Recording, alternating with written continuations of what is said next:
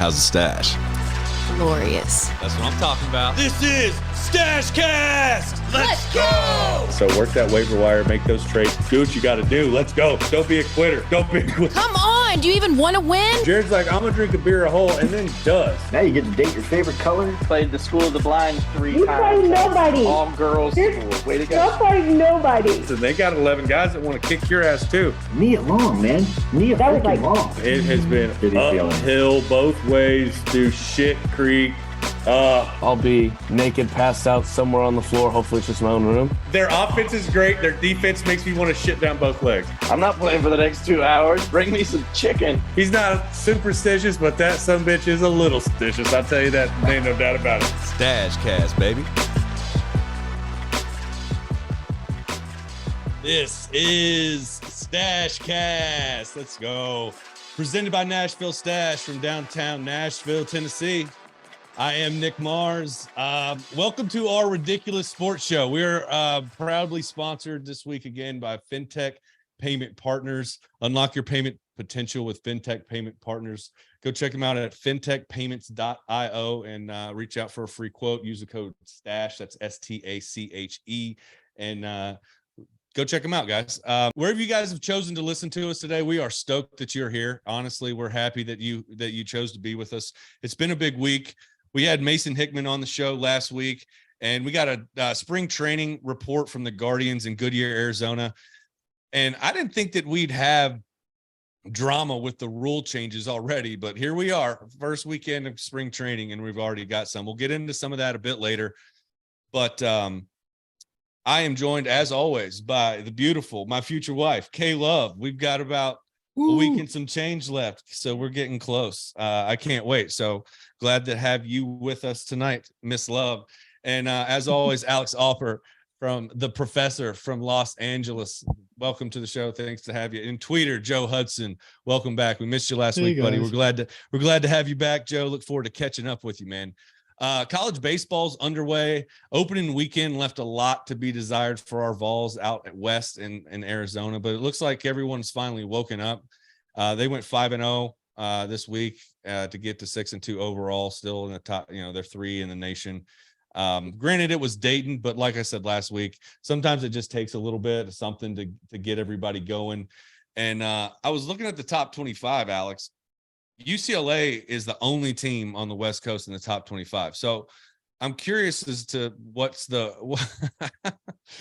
status of West Coast baseball. I mean, they're the teams that you normally see, and even the teams that you haven't seen in a while still pop up from here to there. Your Irvines and your Long Beaches and those folks. But Fullerton, Arizona State, Arizona, Oregon, even Oregon State, the Stanford, Cal, these teams, UCLA is it. USC went 3-0 week 1, but I don't know what they did last week, and I don't know who they've got coming up, but it's probably not looking good as far as like anybody they're playing that's decent, for a while, maybe even until they get into, conference play. But I'm just curious, like, have you heard anything? Like, what's going on out there? You got any ideas? Yeah. So living on the West Coast, especially in Southern California, it's usually 72 and sunny almost every day. How that happens, I'm not real sure. But we've literally had like more rain in the last 3 days. In fact, Los Angeles had their first ever blizzard warning, like ever in the history of recorded weather. Like we could get a blizzard. It hailed here twice so far since Thursday. People are freaking out. Heads are falling off. Exactly. And it's like, what's the top story on the news tonight? It's raining. We are outside. It's coming down. And it's like, dude, it's just rain. But dude, I got a question about that, because when you say it's raining, it flashes me back to when it would randomly rain for 5 minutes when I lived out there. And there's 2 types of drivers in LA when it rains. There's the guy that says, doesn't matter. I don't know what this water is. Yeah, it's just ripping. And they end up, on the side of something somewhere. And then there's the other person that's like, they treat it like people do in Tennessee when it snows. They're going 8. They're going 8. Yeah, exactly. Is that still the case? Oh yeah. And you may have seen some of the memes going around on the social medias. There's a really nice one of a Porsche who's literally on the others going northbound on the freeway or whatever, literally and completely covered in water, like was going in the fast lane. And unfortunately, Southern California is just not meant or built for any rain. So like our everything floods. It's not a good sight. But then they started adding, sharks and it's some good stuff on the internet. But yeah, it's the same. Like people in all their Teslas thinking they're awesome, driving 90 miles per hour and spraying a lot lot but obviously quietly. Oh yeah. Can't hear that thing coming. But it's not good weather for baseball. I don't even know if we have a tarp at the USC field. Maybe we do. I don't know if they've ever used it. I mean, a couple of days of rain was not explain why there's nobody even on the map right now. We started against Marist, which you talked about a couple episodes ago. Yeah. Then we had a game against UC Irvine. We lost 7-8 at home, and then we put on our big boy pants and flew out to Auburn, where we went. Lost the first game 5-3, the second game 12-6, and then somehow I guess you can tie in baseball. We tied 12-12 in the third game. So we started 3-0, and now we're 3. Breaking news. There's a 3-3 tie 1 in baseball. I don't okay, know. Wait a minute. Stop the train. I got to look this up. I was gonna say I don't catch all the baseball updates, but I can't. I'm not gonna throw the freaking brakes on everything just to go look this up. But I'm writing that down because I've got to figure out what the that game is. ended after 9 innings due to travel restrictions. Probably because the airport was closing and we have to get back to LA. I'm not gonna lie. It was raining and they had to come back. What are they gonna do? So yeah, I don't think that tie is going to be the one that keeps us out of the tournament. I don't know the last time USC baseball went to the tournament at the end of the year to win it all. I do know we still lead the nation in the most championships in baseball, but it's been a long time. Yeah, well, hang your hat on that hook till it wears out. Yeah. But I didn't know the most championships. Yeah.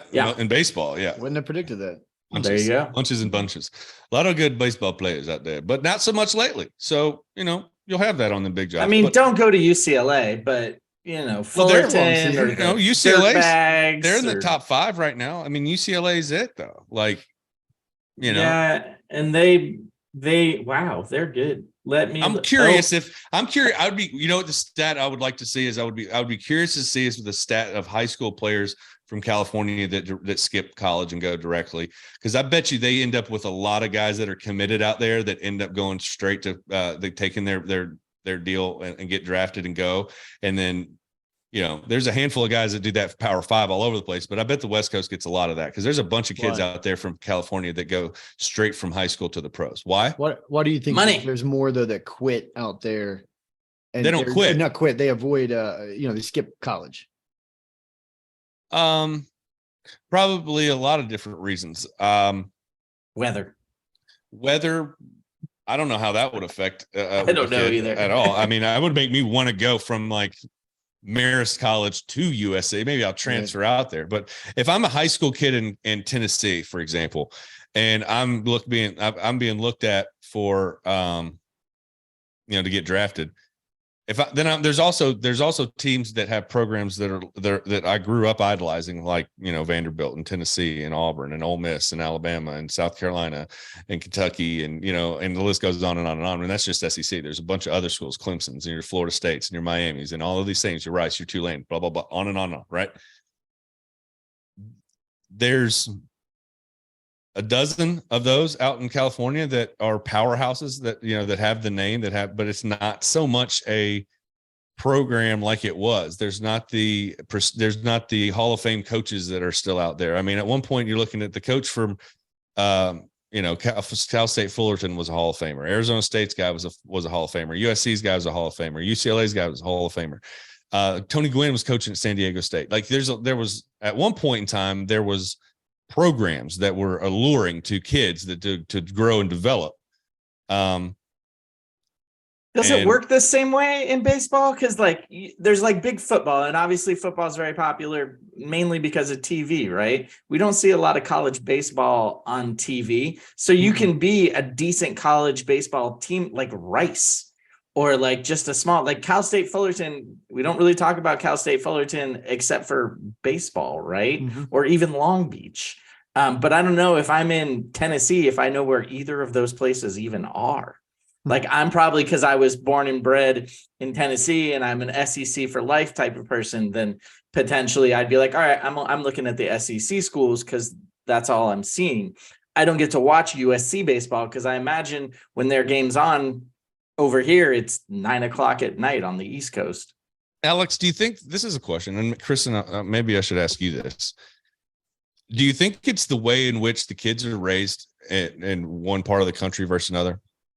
Do you think it has anything to do with the fact that maybe the kids in California are raised in a Instacart, giving money now, right now, I want it right now? And not to say that the kids in the South aren't, because there's a lot of, because they are everywhere. Every aspect of our society is going to that. Yeah. But do you think that there's still a little bit of the wholesome, go to college, get your degree, play for a coach, get, whatever? Do you think that do you think it's at all has anything to do with regional, I guess, society? Biasness? Yeah. Potentially. I think, yeah. I don't think that would make sense actually, though, because economically, isn't the Southeast one of the poorer areas of the country overall? And so the idea of being able to go to college is probably less likely. You would think there'd be more. I could be wrong on that. I mean, here's the thing. We're talking about these guys that get drafted in the 18th round, the 8th round. We're not talking about millions of dollars. We're talking about $50,000. We're talking about money. They're foregoing a college education because they've got somebody at home that can pay, that can help them get along. Right. Yep. I feel that's maybe what what I'm trying to get at is that they have a little bit more, and not every kid, and that's obviously stereotyping California as to they have money or whatever, and that's there's people that are struggling in every aspect, in every city, in every place. So it's not necessarily fair, but the West Coast kids are maybe a little bit more likely to skip college and go straight to the pros because they want to do it now, just because of the way that they were raised, in my opinion. Maybe I'm wrong. I think the NIL. And I'd be interested to talk to our NIL funds, which we'll have on at some point in time, to see what kind of things are happening in baseball. Baseball is still not a huge revenue generating sport. Maybe it's in the top 3 or 4, but I mean, it's basically basketball and football for most places. In some places, maybe it is. Maybe at Rice, it's baseball right after football. I don't know, for a smaller school potentially. And I think it goes down to, do you want to be, a big fish in a small pond, or a big fish in a super huge, or a small fish in a bigger pond? I don't know. But I mean, I literally watch 0 college baseball. Last game I went to was with Nick, and the only reason we went was because it was at Dodger Stadium. Yeah, it was a fun time though. Yeah, Lars Newbar for the win. I think the kids that go straight out of high school, it's a unique choice. It's always been something that I couldn't wrap my head around. It was never, I look back what I was like when I was 18, and that was full of piss and vinegar. Thought I could take on the world, thought I could do anything. Yeah. But at the same time, it's like, man, there was no way I was ready to start going and trying to be an adult. I didn't know how to work. I didn't know how to put in time. I didn't know how to manage my time. I didn't know how to do any of those things.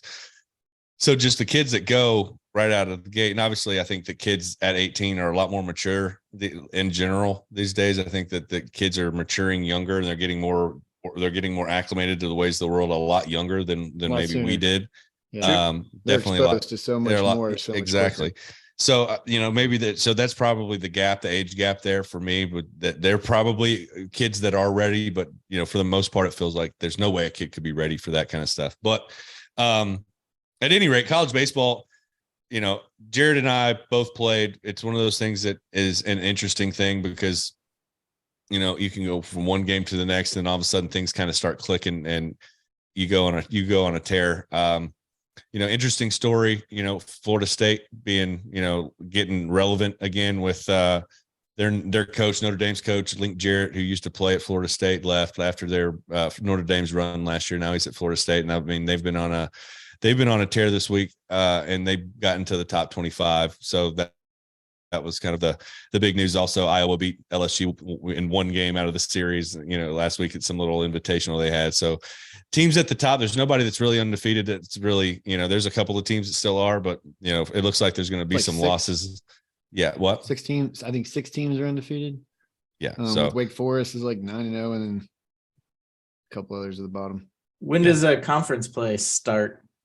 that's an interesting one because I'm not totally sure. I know that there's a stretch for UT. We were talking, me and Kristen were talking about it last week, where at one point they start with like Mississippi State and they hit Mississippi State, Vanderbilt, LSU, Arkansas, wow, and somebody else. Like in 5 weeks, they play top 10 teams in the SEC. Like five But out of that's- 6 weeks in a row, it was top 10 teams. Yeah, I would say they in the probably SEC. get started pretty soon. I would think Yeah, that they probably have I mean- another. I think Gonzaga's in town this weekend for UT, Go Zags.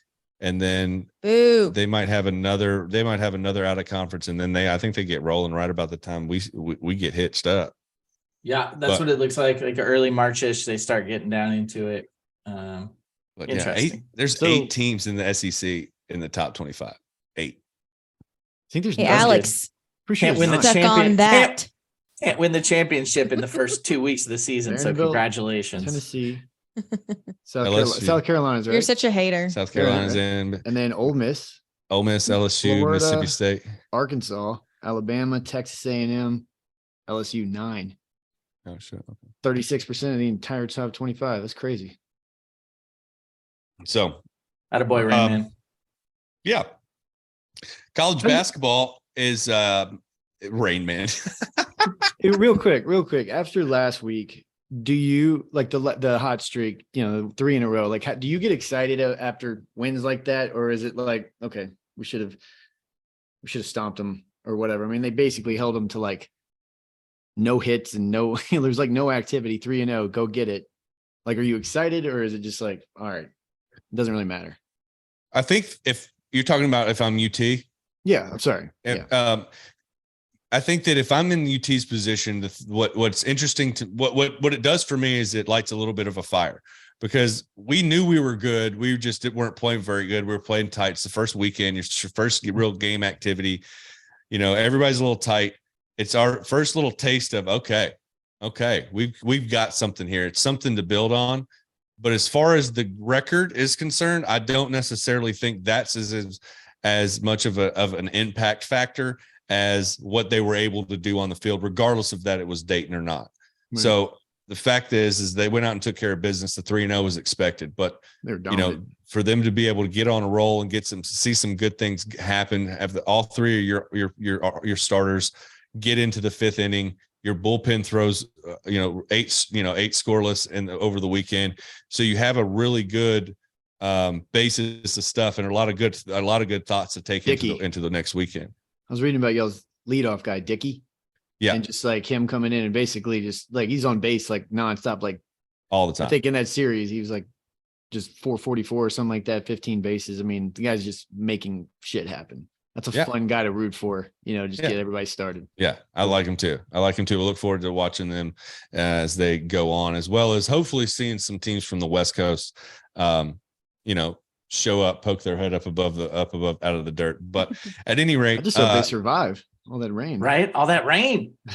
I wish JJ was here, and JJ is not here. For everyone who's wondering where he is on baby watch. So hopefully our fingers are crossed that we get good news soon. But JJ is with his family, as he should be, and we miss him dearly. I wish he was here for this conversation, because IU beat Purdue for the 2nd time this year. This time they beat him at Purdue.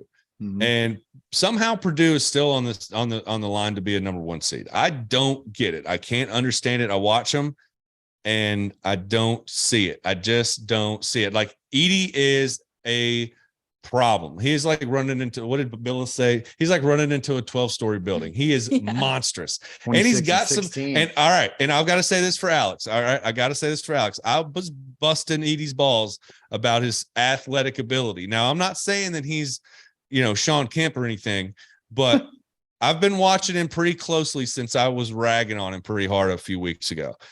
And I'll say this, he's got really soft hands. He's got really good footwork around the basket. And for a guy who's 7'8" or whatever he is, I think he's 7'4", but for a guy that's that big, he does move.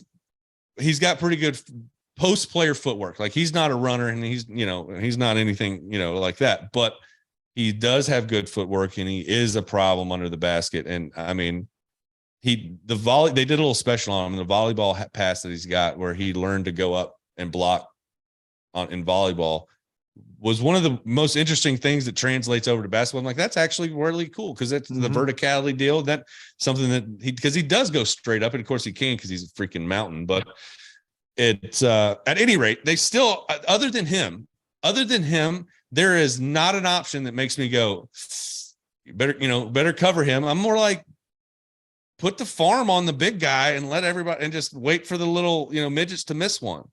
He's just in the paint though, right? He's not like Chet Holmgren last year from the Zags, who is like also draining threes, dribbling the ball up the dude. Yeah, his okay. Looks like he's playing beer pong when he's shooting free throws. Is he a good free throw shooter? He's got really soft hands. Yeah, he actually is pretty good. I would say he's in his 70%. I love range. how much you know about his hands. Have you guys held hands before? Right, dude. I don't know, but his I got a I can see me holding his man's hand, and this dude's hand would just cover Not a man's my hand. whole what. A man's hand. Hey, it is what it is. Sometimes you'll have that, and you got to call him like you see him. So it is what it is. But so I guess I can't understand why Purdue's still on the 1 seed line. Alabama still looks to be like a top 5, top 2-3 team in the country. I'm not even gonna dip my toe in the Brandon Miller conversation. I'll just say that whoever's running PR at Alabama needs to I guess are they on vacation? Where are they? Somebody's got to step into that room. No, they're winning at their job is what they're doing. Oates, man, you gotta give Oates some credit for just in the sense. I mean, people are ripping him up too. Yeah, he should be. But for having this team like performing like they do, that is his job. Yeah. That is very well done. But this team looks like, I'll dip my toe in that water. I think it's crock shit that anybody would even toy with the topic. And I think it's just like, there's no gray line on this one. There's no gray area, dude. There's do's and don'ts. Okay. That's a per don't, we'll call that. It's just that's like, that's a don't. It's just like it. But the thing is, you also, and we were talking right before, and you were like, hey, talking about them being kids. I mean, he's young, and I think about what was I doing at that age? Well, let's see. I'm not going to say it on air, but it was easy to judge. But no easy to judge. I'll tell you this: the pat down on the wall on the intro was, oops, how you miss that? 18, 19, somebody, how you miss that? You know what I mean? Any rate, moving on from Alabama, on the basketball court, they're a problem. On the basketball court, they're a problem, and they just keep finding ways to win. Arkansas is scrappy as hell, and they were able to fend them off, and they made a pretty good comeback, and they were able to fend them off the other day. Kentucky is coming alive late. They're back in the top 25. Is UNC going to be able to do what they did last year and make a run at this thing? I mean, they got Virginia, and they were working on Florida State a little bit ago. They've got a Duke game coming up this weekend.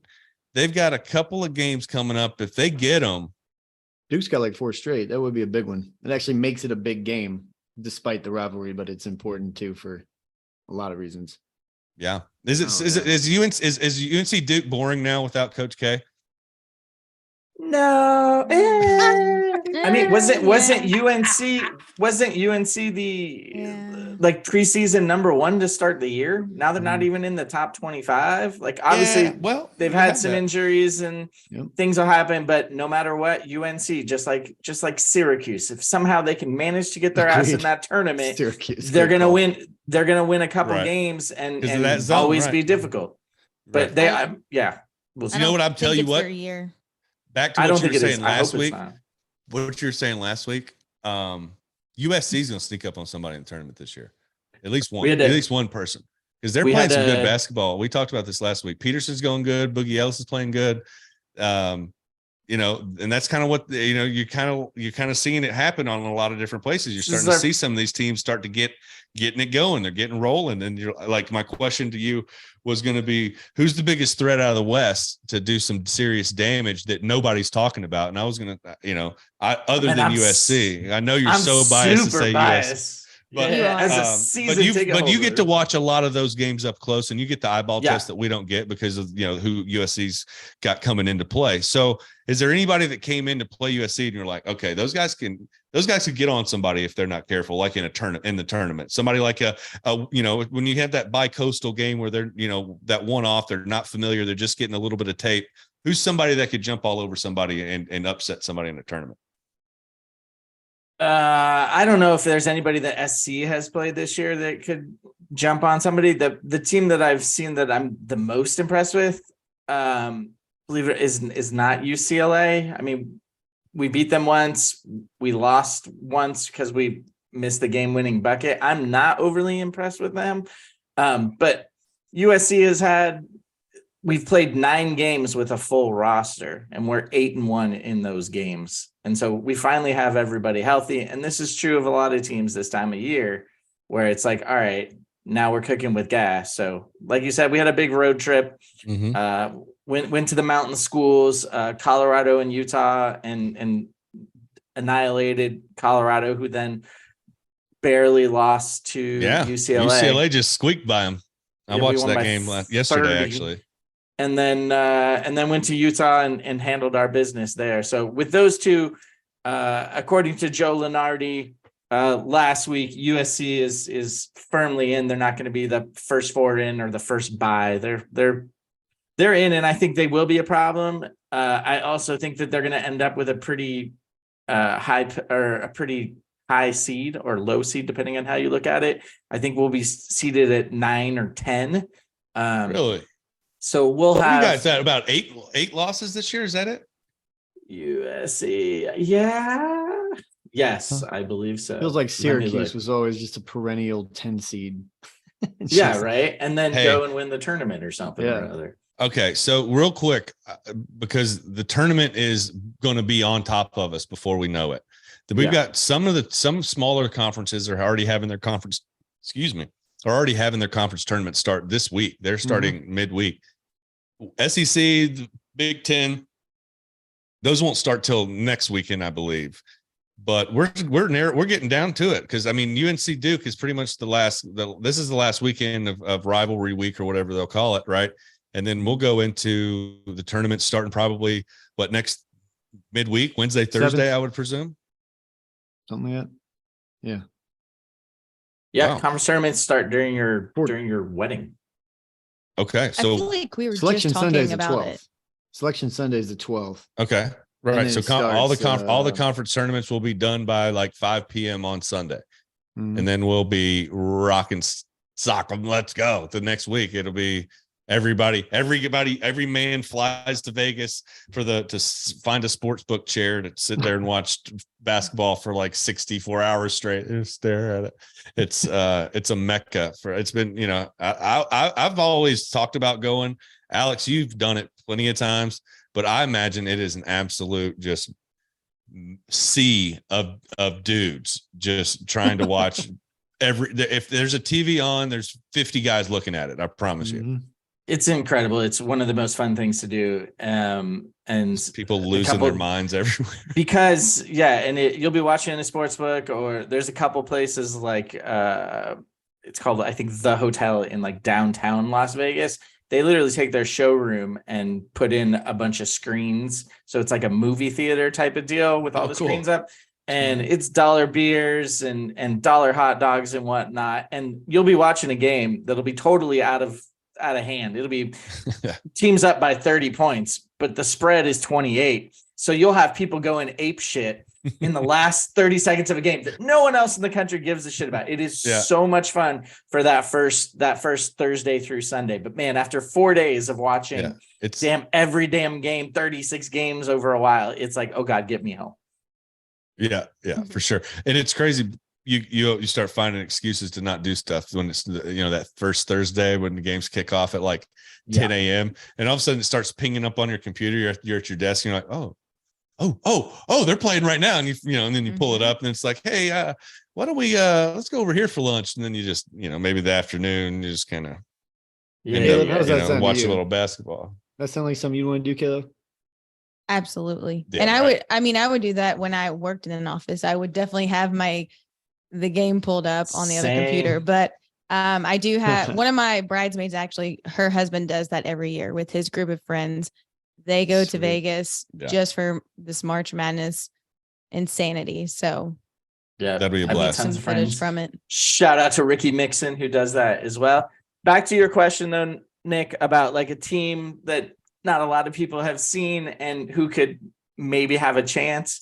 LMU, Loyola Marymount, out here currently underwater in the rain. Yeah, they beat both Zag. Didn't they beat the Zags and the St. Mary's? And St. Mary's, both ranked teams, and they're not great, but they have the potential. So I wouldn't be surprised if they're going to be in their conference tournament, and obviously the only way they get in is if they win their conference tournament. I think they'd be fun to watch, but we'll see. That's it for the West Coast, though. I think Arizona is a very solid team, and just as I think they're so solid, then they go and lose to somebody easily, and I'm like, what the hell? That's you guys are so brutal good. Way to lose, though. Yeah. I mean, that's a tough. I think it's tough even with college basketball, just because, or any of them, just because they do play so many games, and so you're like, there's like teams they shouldn't lose to, but at the same time, if you think of, just based on the probability, like they are going to lose some games, and it may or may not be games that they should lose. So that's why I feel like we were just talking about, the season starting up in October, November, like things were just getting started. Now I'm like, oh my gosh, we're already in March Madness time. Like we're on the heels of March Madness. How fast has time gone by to where we're here it's now? all over. Yeah. And it looked like it was good timing for Josiah Jordan James to come back for the UT Vols, because that sparked their offense a little bit there. So that was good to see. But I want to transition really quick. New segment. It's called This or That. I'm going to throw out some scenarios for you guys, and I want you to tell me what you think is more likely to come true. So you guys, the rules are easy, right? So yeah. All right. So which is more likely, this or that? Who would win, Georgia or the best XFL team? Georgia. Best One vote, XFL Georgia. team. XFL team. Okay. Oh gosh, I'm gonna say Georgia. Are we talking mid-season form? I'm talking about right now. I'm talking about Georgia at the way the way they were at for the national championship game. Going to be okay. That team. and the teams that we're playing right now in the XFL. Pick the best one. I'll just take Georgia. I think that I think you have to take the professional status out of it, because the reality is that the guys that this is minor league football. So I think but it's adults versus kids. It's 20-something-year-olds and 30. There's some grown ass men, and there's some grown ass men in Athens. 17-year-olds. No way. Look at Stetson Bennett. He's like 30, 40. Well, coaching. He doesn't count. He's the outlier for every question. All right. Well, I'm on team Georgia. I think Georgia would. Y'all are nuts. All right. All right. Which is more likely, UNC or Duke misses the tournament? No, UNC for sure. Yeah. Okay. Yeah. I'm gonna say UNC. Okay. I'm going to say UNC as well. I think Duke's in, but okay. Which is more likely, this or that? Pitch clock stays or gets axed? This year? I mean, it's definitely here this year. You saying next year? Yeah. When we're talking about this rule changes a year from now, does the pitch clock get axed? No way. It's there for a long time, because as soon as you make that Major League Baseball game on average from 3 hours and 30 minutes to 2 hours and 30 minutes, this is everything that Major League Baseball has ever wanted to get more fans, quicker games, quicker everything. It's their dream come true. Whether we like it or not, it's not going anywhere. I'm with Alex All that right. there's the money talks Yeah. on TV. Well, I'll point to is I'll point to Mason's. When we asked him about it, it wasn't something that it was a problem for them. He was looking at the pickoffs and some of the other things that this is just an adjustment thing that people are going to have to get adjusted to. They're going to have to quit farting around in the box. They're going to have to get in there. Everybody's going to have to do some adjustments. So I think that's the bigger issue. It's just really funny that it already happened. Bottom of the ninth, 3-2 count, 2 outs, and then he doesn't get in the box in time, and they automatic strike, inning over. And I was just like, already, like crazy. You don't have time to fix your hair, your makeup. No more time for that. Yeah, My batting gloves 4 times. Yeah, get in the box and hit. Let's go. Yeah. All right. Which is more likely, this or that? Rain or shine on the wedding day? I'm going to be positive, and I'm going to say sunshine. That sounds good. Sunshine. I'm not bringing that rain with me. I think we get a little bit of rain in the morning and it clears on up in the afternoon. Hey, Mr. Rain. Yeah, Raymond, don't bring that. You leave it. I'm not bringing that shit what with is me. more likely? You leave it out there. What is more likely, this or that? A repeat winner or a first-time winner at this year's Masters? I think we get a repeat this year. I think we get a repeat winner. We've had a couple of first-timers over the last couple of years. I think we get a repeat this year. So I'm trying to figure out who I like as a repeat. I'm going for first time. I'm sorry. Oh, I see what you mean. I was thinking like you meant repeat from last year. I was like, I'll take the field on that one. But No. Just someone who's won the tournament before. No, I'll say new. I agree. I think there's so much parity in golf right now. I think it'll be somebody new. And then you have, although doesn't everyone from that rogue golf league can come back? That's what I was going to say. Masters? Sidebar is which LIV golf player is most likely to surprise everybody and win the Masters this year? That would be that would be like a little side, but we'd have to do some research because I don't even freaking know who else playing in that thing anymore. Justin Johnson. I mean, I know you know DJ's in some- it, Phil Mickelson. I know Yeah. that Ian Poulter. I knew the guys that Bubba there's a handful Watson. of guys, Bubba Watson, all those guys. But there's a bunch of other guys that I don't that like Louis Oosthuizen is in the LIV, and he's he's won it before. Sergio's won it before. There's some guys that are playing that LIV that'll skip your mind. I feel like there's an English fella that I always think is so close to winning one, and I can't remember his name off the top of my head. It'll probably come to me later. But all right, moving on. What's more? Hold on. The Saudis they're gonna juice the pot and be like, hey, you guys, if you go over there and you win, extra $10 million or whatever it is. Yeah, because it'd be so there will good be. for them. You're right. Maybe there would be a little extra motivation. I mean, that's whatever. Yep. That's their thing. I don't really want to get into what the Saudis are doing to grease those skids behind the scenes of anything. All right, what's more likely, this or that? Suns win it all with KD, or Jokic gets his first ring? Suns. Suns over Nuggies. Suns. Okay. If fully healthy. I'll do Suns too. Yeah, I mean, that's a hard little group to stop right there, but especially with Ayton under the basket, that's a force. I wouldn't want to play him. Stars are aligning. Yeah, or maybe the for sun. sure. All right, KD only has one, right? Only one ring, or he has no rings. Who? KD. He won Yeah, the two. ring with two with two. Golden State. The Warriors. 2 with Golden State, and that's it. Yeah. But none on his own. None on his own. Got it. I'll never forget where I was when we got the announcement that he was leaving. I was in Where were you? Were you Malt peeing? Diner, Frost Cafe, Culpeper, Virginia, with my father. I walked outside and just looked at the sky and was like, "Fuck today, dude." Went inside and ate like a grilled cheese or something and left. Did you Did go? you Did you set your Kevin Durant underwear on fire when you got home? I have Kevin Durant toilet paper. I do. Oh, that's right. It was a toilet paper. I thought it was underwear. Yeah, I'm keeping it. You got your son's hat delivered in the mail the next day? No, I'm an OKC fan. I love KD, but Jesus. No, We got to work okay. on your teams, man. Yeah, But go on. He's Moving wearing on. the Thunder hat. He's wearing the Thunder lid right It now. was the worst team in the league that I can wear today. Yeah. it's true. I really do like shitty teams. The worst. Hey, did you see? Speaking of worst teams, you're wearing a Mariners shirt.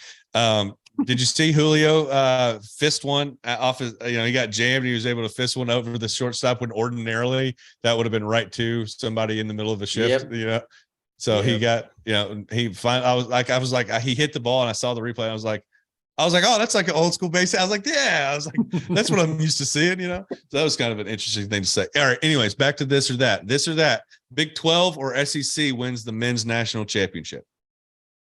I'm going to SEC. Of course. Shocker, I know. Of course. But it has always been Big 12, and you've got like, you They're have so deep this year. your Dukes, you don't have your UNC, you don't have, a lot of these The ACCs, are the ones that normally win. Like I think the Like tide Norway, is turning. Yeah. In SEC, which and SEC has not been good in basketball for so long. So certain teams were like Florida and things like that, and Tennessee here and there. But I'm gonna do something different. Sticking with the SEC. Shocker. wow. Hey, that's all good. Stay Alex, you consistent, do baby. the same. I mean, I don't think SC is going to win it all. I'd love if they did, but I don't know if we don't have what it takes. I'll tell you right now. However, I think Kansas is always tough to beat, and I don't think they're any worse than they were last year. So Kansas, them going Texas, far. Baylor. What are they, third? I mean, K-State. I mean, Yeah. they've got a bunch of teams that Just comes down to the look good on brackets, man. paper. The way the brackets, I mean, it's a lot of times Yeah, luck of the it's- draw a it's- little bit. Wrong time. you're right. Wrong bracket. You're right. All right. Region. All right. Last all right, here's the one for Alex. This one I wrote just for you, Alex. Which is more likely to happen, this or that? Underdogs will win more games than favorites in NCAA tournament. No, I'm actually, as much as I would like that to happen, I don't think it'll happen this year. I think last year was because of COVID and it didn't play as much. It was all weird. It was a little different. This year, I think there's going to be less underdogs. I mean, please believe I'll still be betting on all the underdogs like an idiot, and it's so much fun when they win especially in March. But yeah, we'll see. I think there will be a day where we'll have almost every underdog, if not all underdogs, win, and that'll be my favorite day. That would be a big day. Good day. Be a big day for the books. Tennessee goes down. Oh Golly. yeah, Easy with that, buddy. Do you want to Easy. die today? Easy. Yes, simmer down. Simmer to down. get to that next level quick. Always. boom. Yeah, it went straight to setting something on fire. You got to watch out.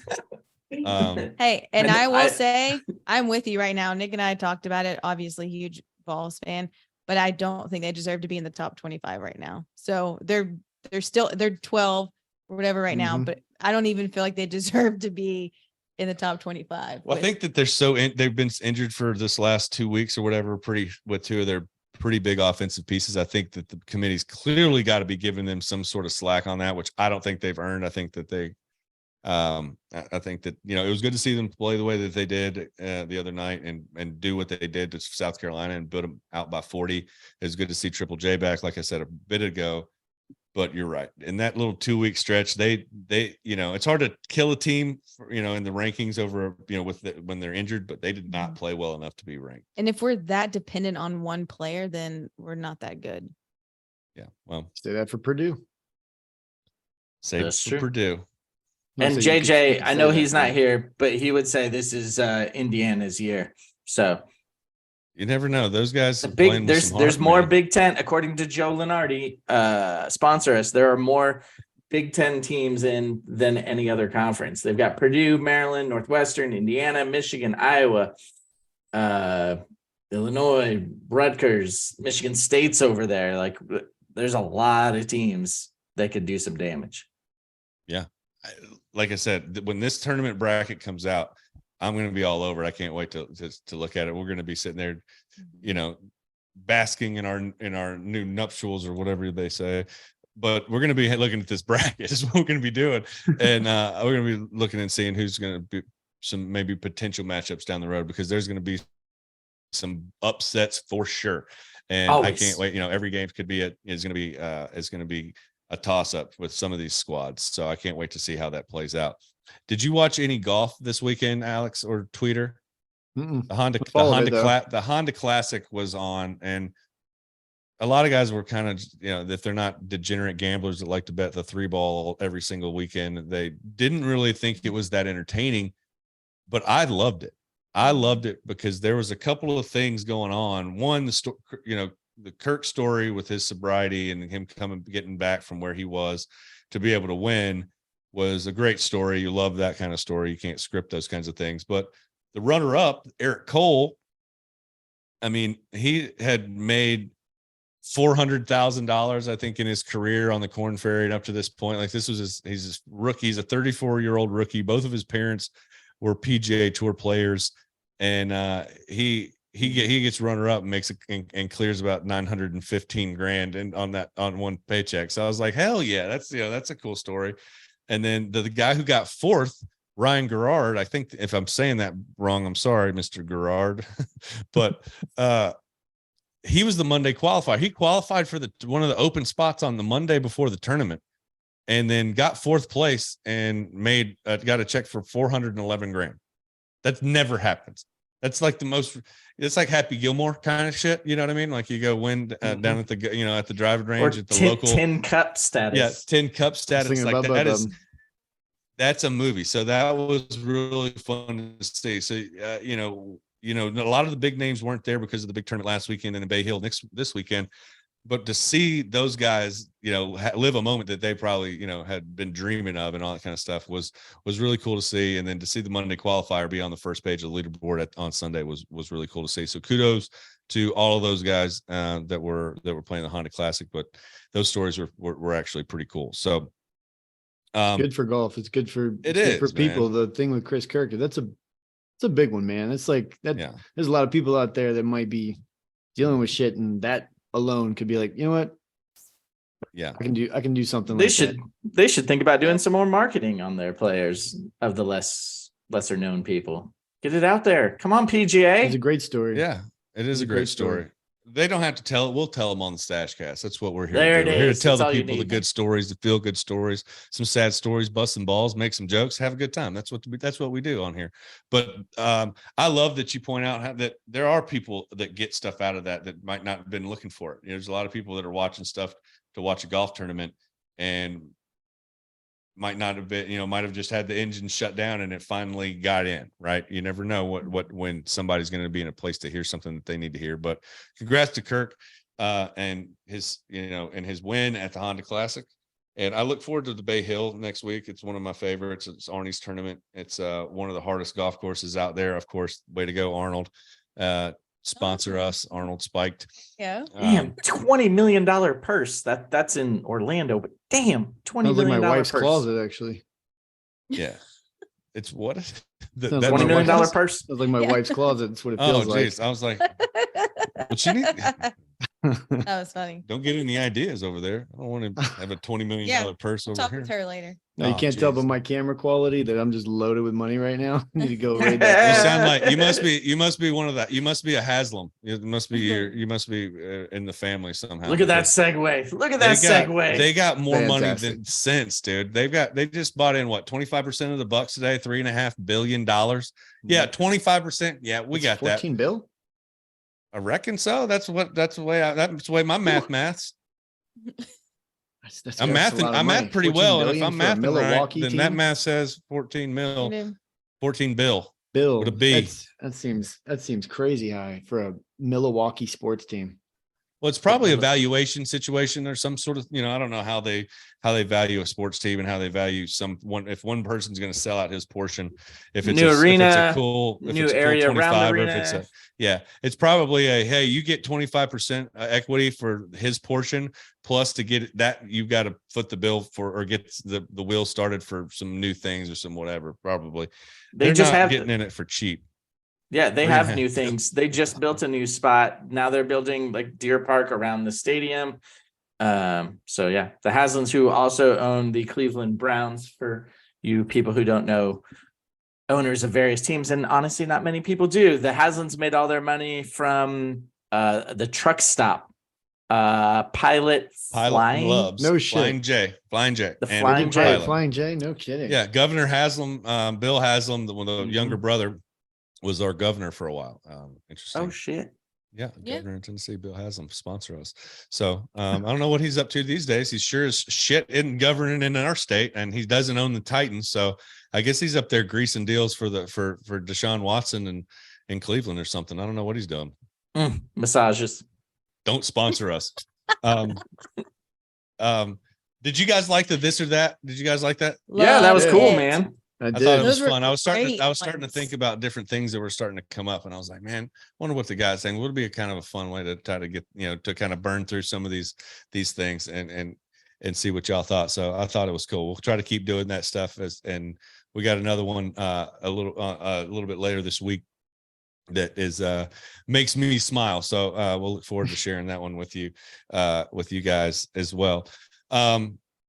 Before we get out of here today, Alex and I were talking about the All-Star game last week when you had to be away, and the lackluster kind of, it was just kind of I don't NBA. know. It was, the NBA in general has just been kind of, and obviously we talked about it on the thread. Regular season NBA is just difficult for me to watch. I can get going in the playoffs when things are on the line and this kind of stuff matters, but the regular season is just a hard product for me to watch. But the All-Star game, I was excited about this year. I was like, hey, I'm going to tune in this year. I'm going to watch the dunk contest, the 3-point contest. I'm going to watch all the stuff. And I'll be honest, other than Mac McClung's 3-point or dunk contest win, I was vastly unimpressed. It was weak. It was so I think you two were soft. probably the only people watching. It was like the lowest rated NBA All-Star game of all time. Well, it looked like a 2-hour glorified layup line. I always check it out. I always check them out, but no, man, this was bad. There was at least sometimes in the fourth quarter they'll buckle down and start, it's just, sometimes it's natural that the juices start flowing and the competitive nature comes out, and it just didn't. It was just like, hey, like Olay defense, let's see who can dunk, who can whatever. Lillard's throwing it up from half court. It was just like, I was like, what am I watching? Like, I'm not going to waste my time watching this. But then I'm kind of like, well, that's kind of like the regular season in it of itself. Like, I'm so kind of a waste. If I'm not betting on the game, like, I'm not watching it. Well, and it was kind of it's like more like an extended dunk contest because you've got your all-stars. So it's just kind of like, all right, who's going to take their turn this time? Or is Lillard? Yeah. That was just hogging the ball and shooting numerous 3-pointers and missing them. I mean, I'm sorry. I know he does really well, but he did not that night and continue to do it. But dropped 71 last night. That's something, but that's what I'm saying. But like at the All-Star game, he just kept bad. He didn't pass it. He kept missing. It wasn't like, oh, I've missed a few, let me pass it off. No, but then Shaq said that Mac McClung saved the dunk contest.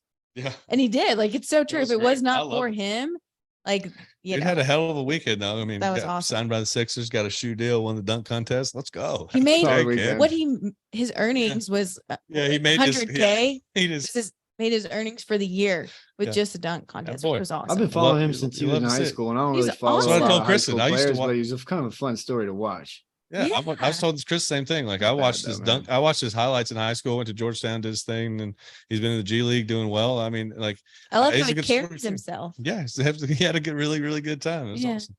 But they need to revamp it. They need to do like the Pro Bowl did for the NFL and be like, we got to find something else. I mean, I'd much rather watch.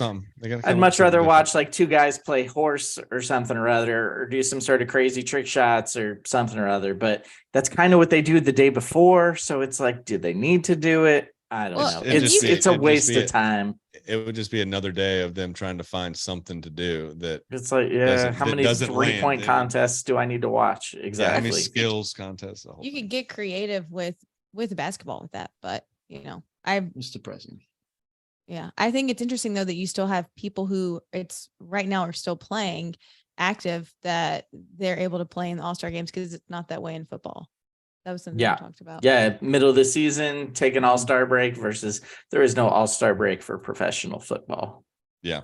There's so many breaks that they take in the middle of the season. These guys are sitting all the time. I mean, LeBron missed the 2 games before the All-Star game. You know what I mean? And he got his record, and he missed 2 games, and then he played in the All-Star game.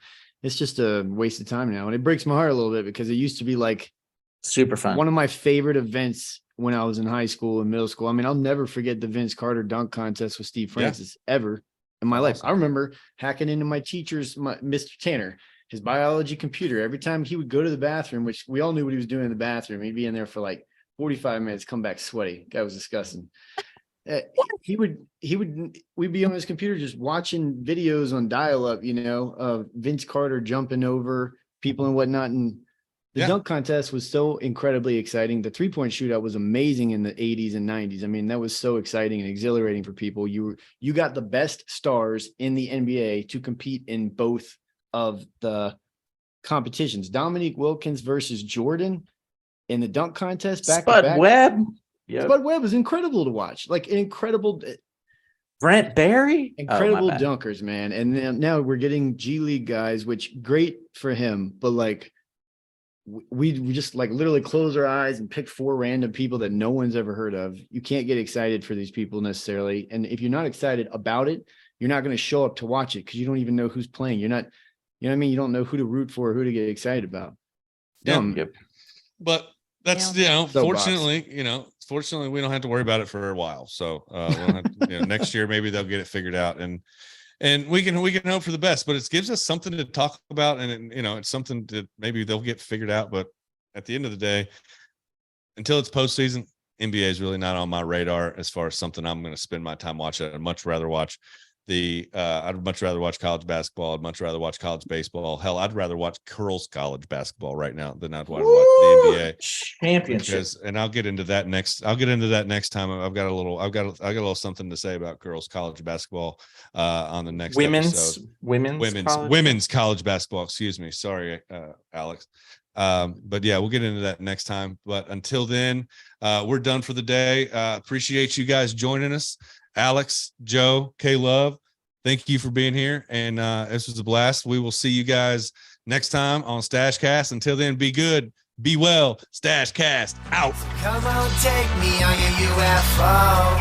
Yeah, on your UFO. I've been on some other shit, just lost my fucking brothership. Now I think it's time to beam myself back to the mothership. J-Rock is my co-pilot, that's the one that I hover with. Love the way we stubborn like we rule our own government.